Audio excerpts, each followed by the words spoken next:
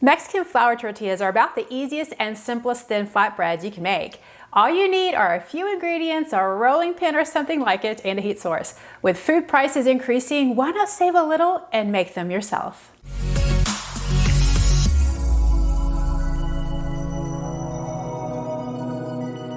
Tortilla is Spanish for little cake, but originally from the Spanish word torta, meaning cake or sandwich. The first tortillas were made of maize or corn around the time that corn was domesticated. It was during the Spanish conquest in the early 16th century that wheat was introduced to the Americas. Tortilla became the new Spanish given name. The Spanish returned to Spain with corn tortillas, and the New World created a new tortilla using the Spanish wheat. While both corn and wheat tortillas are loved for different reasons, they make up the base of many Mexican food faves.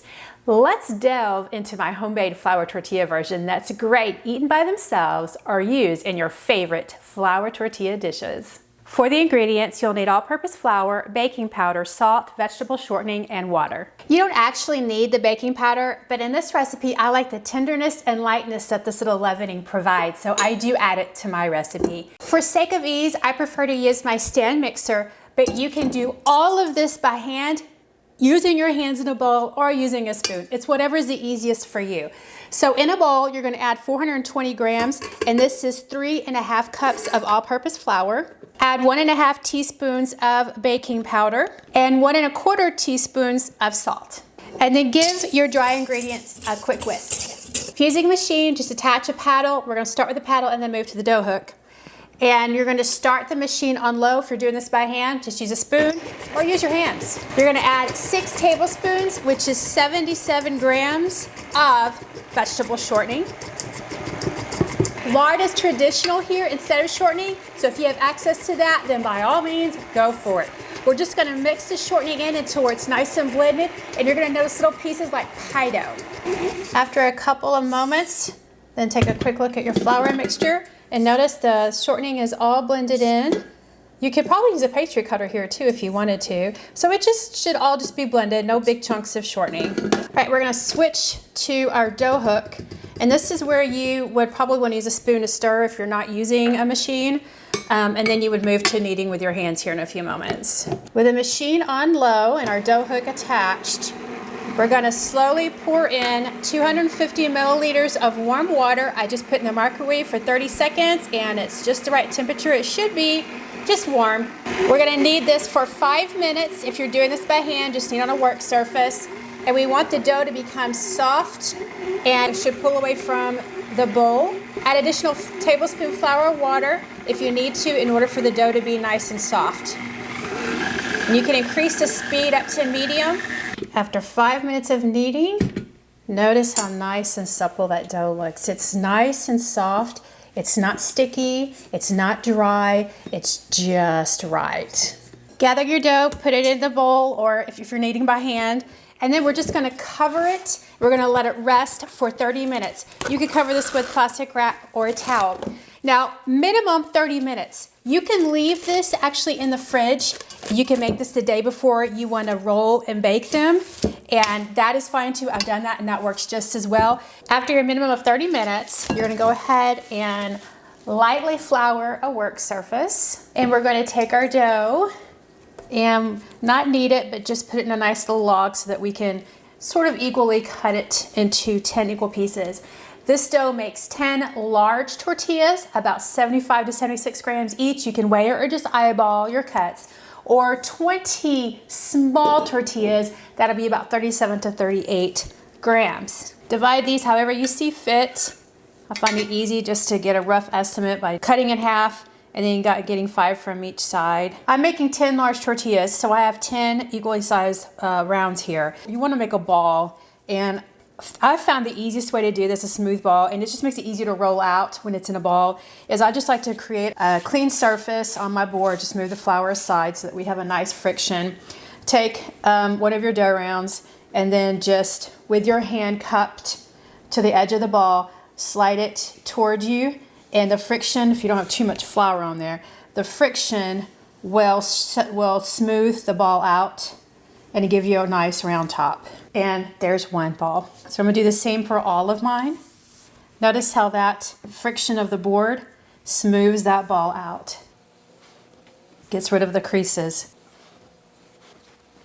Once your tortilla dough is in a nice round shape, you're just gonna leave them where they are, cover them, and we're gonna let them sit for 15 minutes to rest. As the dough balls rest, you want to go ahead and preheat your skillet. It's a dry skillet, and set the temperature at medium-high. And go ahead and get a heat-proof plate and some foil. We're gonna place the cooked tortillas on the foil and cover them with foil to keep them warm as the others cook. We're cooking one at a time. This skillet is about a 12-inch skillet, and that's what you're going to need for the larger tortillas. While the skillet is heating up, we're gonna roll a tortilla, each one out at a time while one of them cooks. So I like to go ahead and move my dough balls on another surface so that I have all of my work surface to roll. You want to flour lightly your surface. I like to use sometimes a sifter for flouring because notice how nice and even the flour is. Take one dough ball. You can flatten it out a little before you start. And you need something to roll with. I'm just going to use a rolling pin, a little bit of flour, and you're just going to roll out for 10 tortillas using this recipe. Your tortillas need to be about 10 to 12 inches in diameter. If you're making small tortillas so that you have 20 of these balls instead of 10, then you'll need a 5 to 6 inch in diameter tortilla. We want to make these thin enough that they are close to being transparent. If you notice that your dough is retracting a lot as you are rolling, you can always stop, give it a few moments to adjust to its new size, and then continue rolling again. I have one tortilla rolled out, and that is between a 10 and 11 inch circle. Okay, a way you can tell that your pan is heated enough is take a little bit of water, splatter in the pan.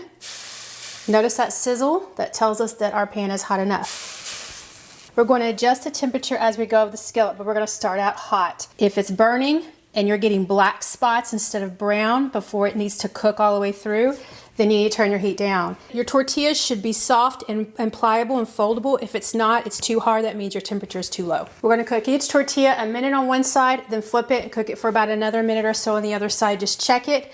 While one tortilla is cooking, go ahead and roll out the second tortilla and so forth. Okay, notice our tortilla has bubbled up some on the top. Let's look at the bottom. It's nice and brown, so we're just gonna flip it over and let it cook for just about 45 seconds on the back side. For the first one or two tortillas, you may need more than a minute. You may need more of a minute and a half until your skillet is really, really hot before you start to really see it browning. But subsequent tortillas, you will really notice it browning pretty quickly. And it only takes a few moments for the second side. Okay, our tortilla looks great on the front. It looks good on the back. So we're gonna place it on our prepared plate with the foil. I'm going to cover up this tortilla with another piece of foil, and we'll just keep adding tortillas and topping it with foil. If you want, you can place your tortillas in a 200-degree oven on that plate, as long as it's a heat-proof, oven-proof plate, and then just store them in there until they're all cooked, and then just keep adding to them as they cook on the skillet. All right, we're ready for a second one. So now while that one's cooking, then let's go ahead and start rolling out our third one and so forth. Okay, check out the bubbles forming on this one. They will deflate as they cool, so just let them pop up. Okay, check out our second one. That was just a few seconds. Notice it's nice and cooked. So stack it on top of the first one and we repeat. Oop, check out all those bubbles. Gnarly. About every cup, 2 or 3 tortillas that you cook, you may start to notice flour burning in your pan. Just wipe it out. I usually just do it over the sink, but just wipe out your skillet with a paper towel. And it's clean, so you don't have to worry about burning flour as you are cooking. All right, our last tortilla is baked. Check that out. And we're just gonna add it to our stack here.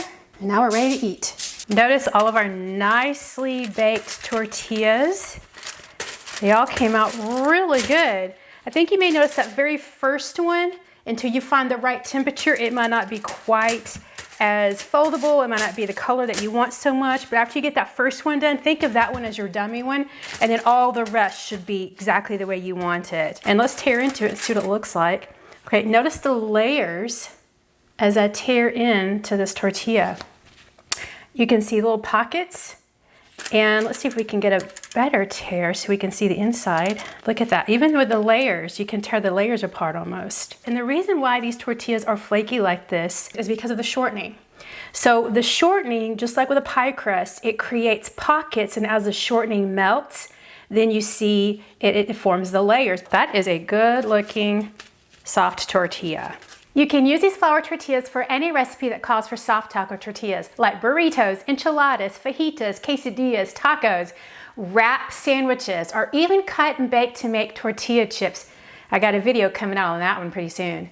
Fresh tortillas are easy and simple to make. You can have them anytime you're craving fresh bread. Add a bit of cheese and seasoning and you have a great little snack. Thanks for your support and watching, liking, and subscribing to my channel. Until next time, go bake the world.